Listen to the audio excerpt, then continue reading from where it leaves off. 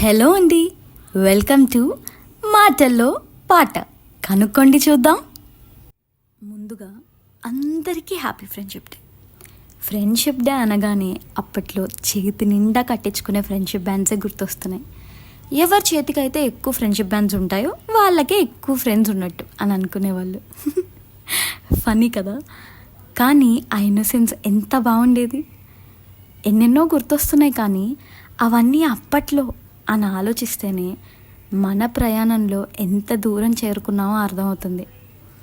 Happy days, life is beautiful, ma'am famous, mad ఇవన్నీ కొంచెం గుర్తుండిపోయే మూవీస్ కదా అని ఎగ్జాంపుల్గా తీసుకున్నా, కానీ చాలా మంచి మూవీసే ఉన్నాయి. బట్ టు బీ ఫ్రాంక్, మూవీస్లో friendships are shown like really overrated అని అనిపిస్తుంది నాకు. మీకు అనిపించిందా ఎప్పుడైనా? ఎందుకనేదాన్నో తెలియదు, కానీ చిన్నప్పటి నుంచి I use to tell I don't have a best friend, you're all a friends, అందరు ఫ్రెండ్సే, బెస్ట్ ఫ్రెండ్ అలా ఎవరూ లేరు అని మా ఫ్రెండ్స్తో కానీ నీ బెస్ట్ ఫ్రెండ్ ఎవరే అని అడిగిన వాళ్ళతో కానీ ఇలా చెప్పేదాన్ని. అప్పుడు I really don't know why, ఎందుకు అలా చెప్పేదాన్నో. But now at this point of life నాకు అర్థమవుతుంది why are like what I really meant then అని. Maybe I never saw that reflection in anyone.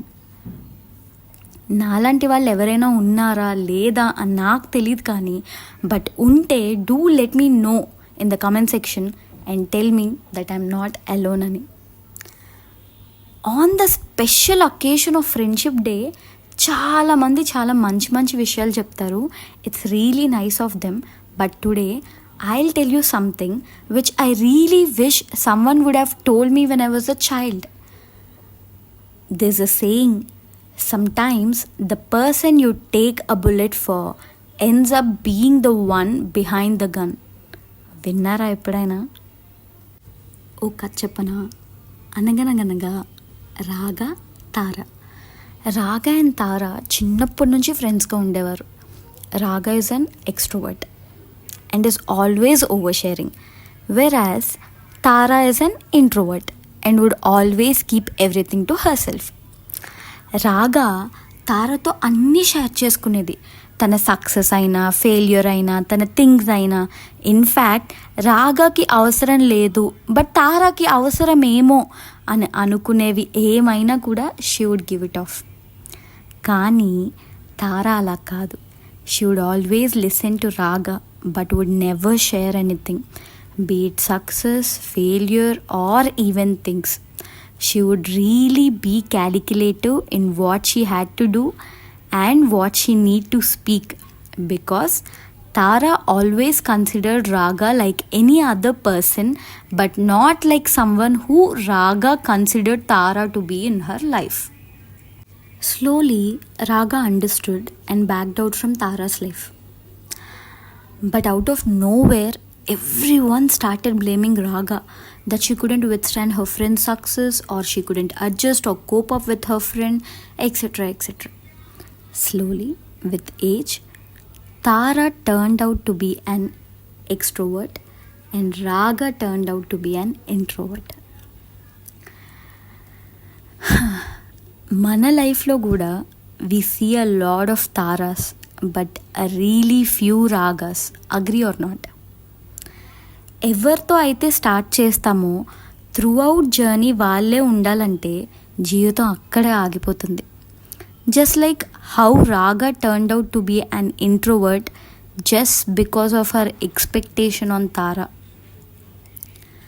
గమ్యం చేరే పయనాన్ని స్నేహం ఆపుతుందా?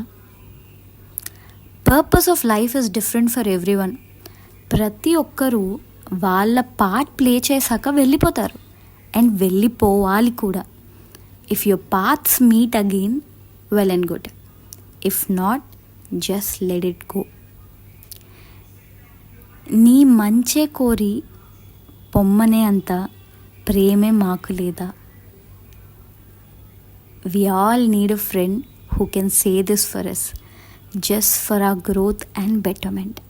గుర్తుపెట్టుకోండి, if we both can't reflect the same emotions towards each other, it's always good to walk off rather than be and suffer.